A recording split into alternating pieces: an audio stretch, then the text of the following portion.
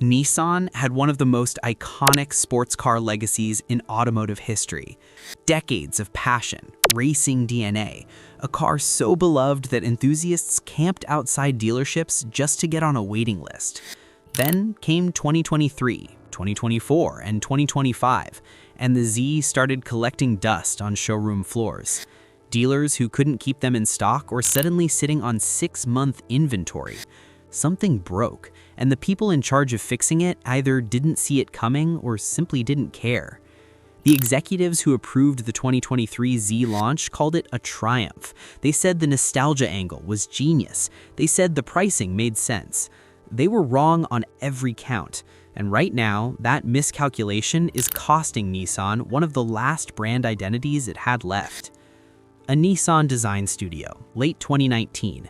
The Z project is back on the table after years of being shelved. Engineers are excited. The sketches look electric. There's talk of turbocharged engines, sharp new bodywork, a return to what made the Z a legend.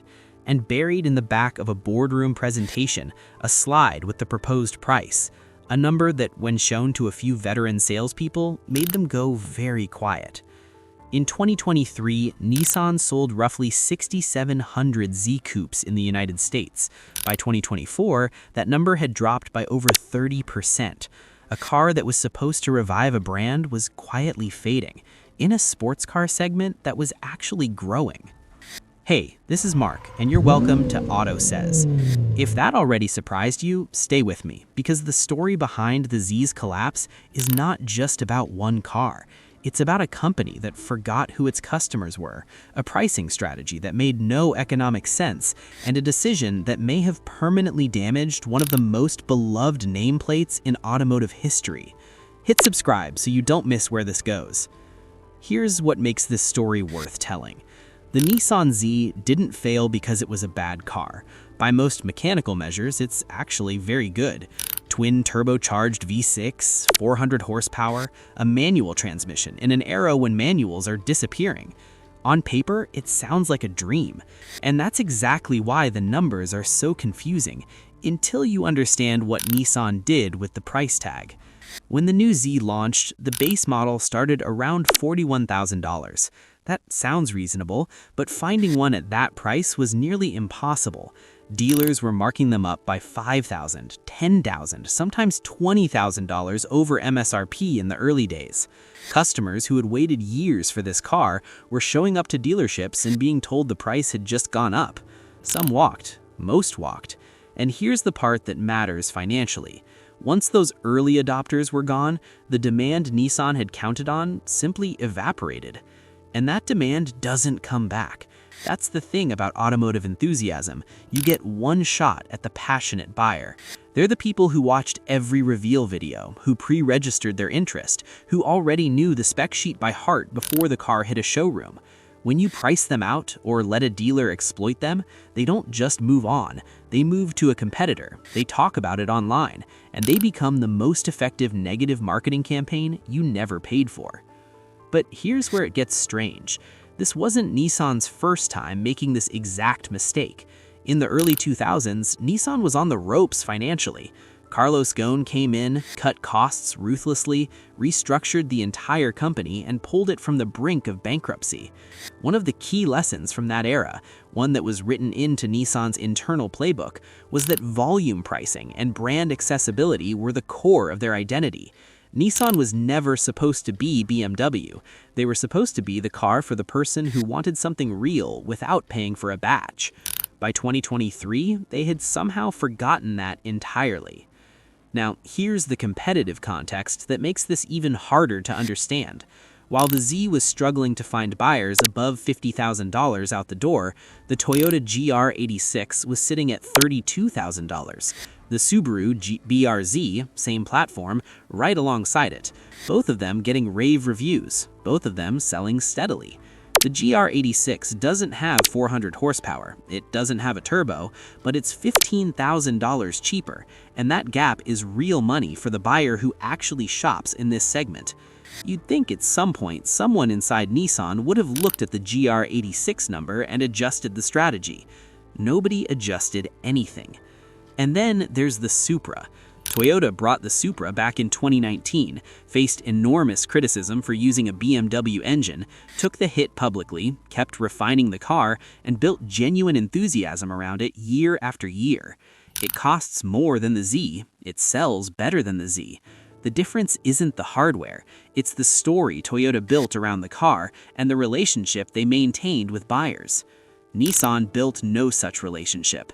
The Z launch was loud for about 4 months, then silence. No racing program to speak of, no halo moments, no factory support for the enthusiast community that had kept the Z nameplate alive for 15 years on the secondary market, buying used 370s and modifying them obsessively. Those are the people who should have been Nissan's biggest ambassadors. Instead, many of them ended up buying a GR86 or waiting for something else entirely. Here's the second thread in this story, and this one is harder to fix. Nissan as a brand has been in structural decline for almost a decade. Market share in the United States has fallen steadily since 2017. The product lineup outside of the truck and SUV segments is thin and aging. The Altima, once a genuine contender, has largely been outpaced by the Camry and the Accord. The Maxima was discontinued. The Leaf, Nissan's electric pioneer, has been left behind by a wave of better-funded, better-executed EVs from every direction. The Z was never just supposed to be a sports car. It was supposed to be proof that Nissan still had a pulse, that somewhere inside this company there were people who cared about what they built.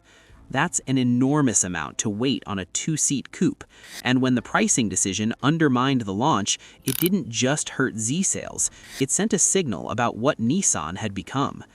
Financially, the picture is bleak.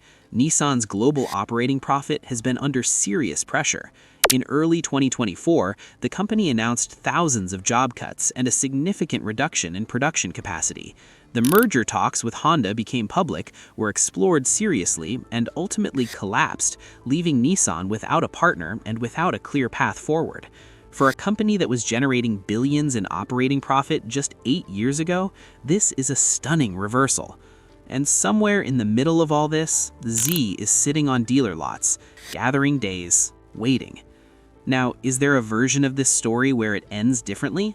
That's the question worth sitting with, because the hardware exists, the name carries weight, there are still people who love this car.